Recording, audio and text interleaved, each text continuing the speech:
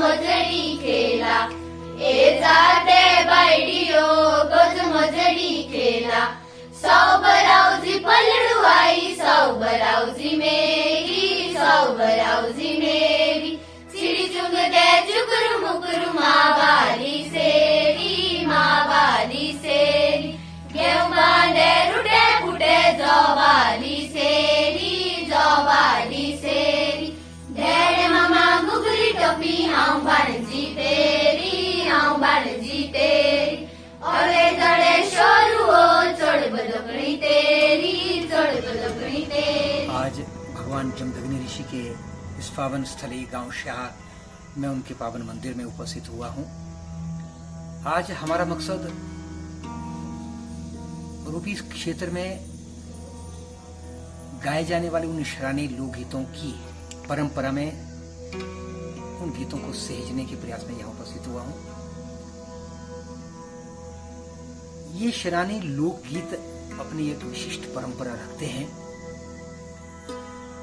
लोकगीत लोक समाज जनमानस का वो रूप है जो समाज को दिखाता है, उस समाज की परंपराओं को उकेरता है।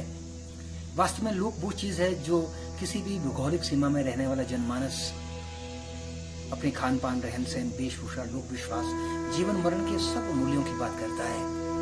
वो प्रत्येक समाज का एक लोक होता है। जहां तक गीतों की परंपरा है, गीत हास परिहास के हो, देव परंपराओं के हो, श्रम गीतों की परंपरा हो, उन सब गीतों में उस समाज का हास परिहास झलकता है। पर आज हमारा मूल मकसद है शरानी लोकगीतों को जनमानस तक पहुंचाना। आज विश्व की द्रुत गति से चलने वाली परंपराओं को बदलने वाली जो स्थितियां हैं, उसके बीच में ये जो शरानी लोकगीत हैं, शायद आपने पहली बार नाम सुना होगा। शरानी लोकगीत रूपी क्षेत्र के 8 गांव में विशेष करके गाई जाती हैं। और ये 8 गांव हैं शाह, कमांद, निंगना, अशनी, हमाई, सीस, नजा और ज्येष्ठा। तो शरानी मूलतः संस्कृत का शब्द है जिसका अर्थ है कल्याणकारी वो गीत जो संदेश देते हैं। मूलतः ये श्रेयस गीत हैं जिनको मंगल कामना की भावना से गाया जाता है। ये गीत मूलतः मुझे लगता है गांव शाह ही इसका केंद्र रहा हो। चैत्र मास की संक्रांति की सांझ से गांव की वो छोटी छोटी नन्ही बालिकाएं देव मंदिर में उपस्थित होकर के भगवान के चरणों में मंगलमय भावना से इन गीतों को गाती हैं। इनमें बहुत सारा भाव है, सामाजिक समरसता है, बाबुल की बहुत सारी खुशियां हैं, ससुराल में आने वाली भावनाओं के प्रति बहुत सारी चीजें हैं। थोड़ी देर में हम उसको यहाँ प्रस्तुत करें, उसके बाद उसकी बात होगी। मूलतः 3 भागों में बांटी गई ये जो शरानियां हैं, ये अपने आप में एक विशिष्ट परंपरा है। मुझे लग रहा है सैकड़ों सालों से चल रही होगी, परंतु सैकड़ों सालों पहले इस भाषा के स्वरूप को देखकर लगता है जो शरानियां गाई जाती हैं उसमें भाषा बहुत जटिल है। और यहाँ तक कि उस भाषा को ये गाने वाली लड़कियां भी नहीं समझती, सुनने वाले लोगों को पता नहीं, गांव के वृद्धों को भी भाषा, इस गाने वाले शब्दों का मालूम नहीं है। परंतु 50 वर्ष पहले किसी वृद्धा से मेरी बात हुई थी। उसने कहा ये बीच में ये परंपरा समाप्त हो गई थी। हो सकता है सैकड़ों साल पहले इस तरह की भाषा रही होगी, उसके बीच में ये शरानियां चली। शरानी काव्य मात्र नहीं है, इसके पीछे तुकांत परंपरा में कुछ चीजें जोड़ी गई हैं। वो अर्थविहीन हो सकता है, परंतु काव्य का एक स्वरूप है जिसका अपना एक अर्थ है। और जिसमें जैसे गीतों की बात करें तो मुझे लगता है जैसे लामड़ एक अलग शैली में गाया जाता है, लालड़ी की एक अपनी शैली है, निरशु और बिरशु या शर्म गीत है, उनकी अपनी एक परंपरा है। शरानी एक हट करके गाए जाने वाली वो परंपरा है जिसमें बालिकाएं अपने सारे स्वरूप को बताती हैं, देखती हैं। और पूरे मास में ये शरानियां यहाँ गाई जाती है।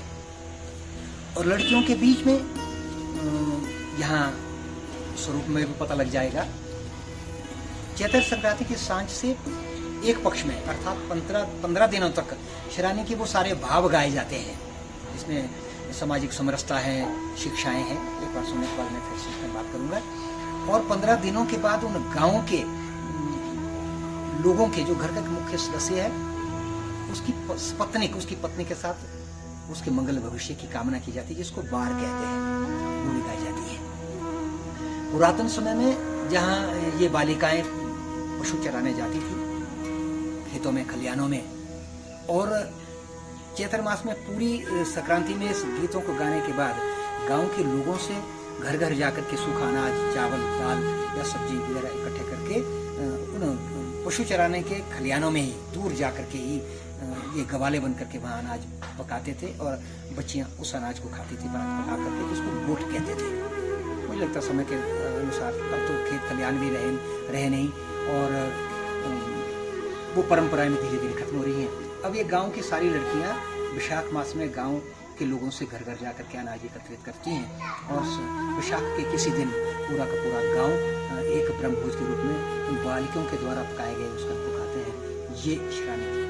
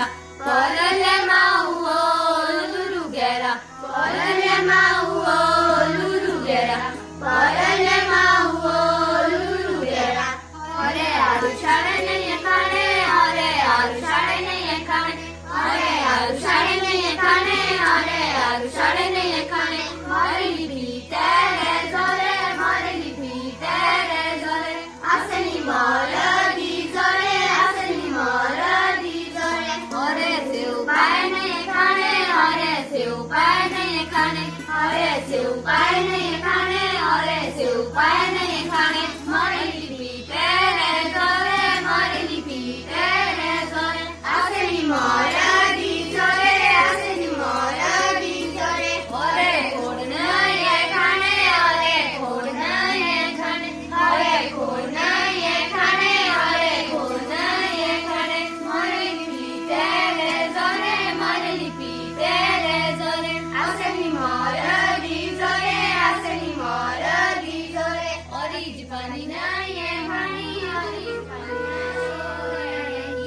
मोत्यारो बंडी से घुंघरा देव जमनु रहवा सुने शोरण की मोत्यारो बंडी से घुंघरा देव जमनु रहवा सुने शोरण की मोत्यारो बंडी से घुंघरा देव जमनु रहवा सुने शोरण की मोत्यारो बंडी से घुंघरा देव जमनु रहवा सुने शोरण की मोत्यारो बंडी से घुंघरा देव जमनु रहवा सुने शोरण की मोत्यारो बंडी से घुंघरा देव जमनु रहवा सुने शोरण की मोत्यारो बंडी से घुंघरा देव जमनु रहवा सुने शोरण की मोत्यारो बंडी से घुंघरा देव जमनु रहवा सुने शोरण की मोत्यारो बंडी से घुंघरा देव जमनु रहवा सुने शोरण की मोत्यारो बंडी से घुंघरा देव जमनु रहवा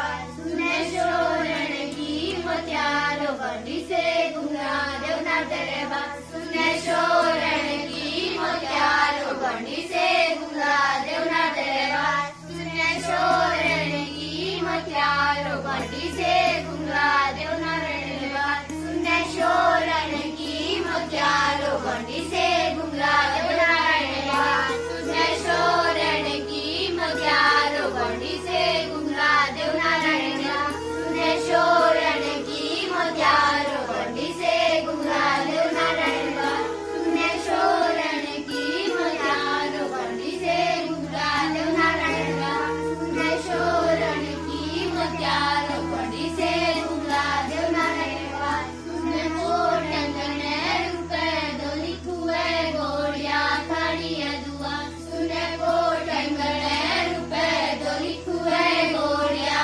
खड़िया दुआ सुने कोटंगने रुपए दोली कुए गोड़िया खड़िया दुआ सुने कोटंगने रुपए दोली कुए गोड़िया खड़िया दुआ सुने कोटंगने रुपए दोली कुए गोड़िया खड़िया दुआ सुने कोटंगने रुपए दोली कुए गोड़िया खड़िया दुआ उसैनी में तोतरा मोतलियों ने सला उसैनी में तोतरा मोतलियों ने को इन बच्चों को आशीर्वाद देना चाहूँगा, शुभकामना देना चाहूँगा। अपनी पढ़ाई लौकिक परंपराओं के साथ इस चीज़ को इन्होंने जिंदा रखा है और पूरे मास भर में चैत्र मास में ये गाई जाती हैं। और होना तो ये चाहिए था कि इस गीत की परंपरा का कोई शिविर लगे, बहुत सारे लोगों को इसकी बात बताई जा सके, इसकी सामाजिक समरसता, इसकी सावधानियाँ, आभूषणों के रंग, घोड़ियों के रंग, उसमें बैठने के बिछाए जाने वाले वो सारे आवरण सामने आने चाहिए।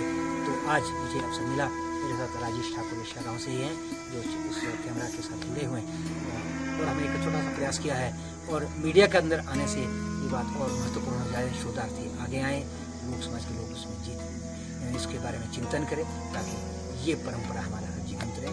धन्यवाद। जय हिंद, जय भारत।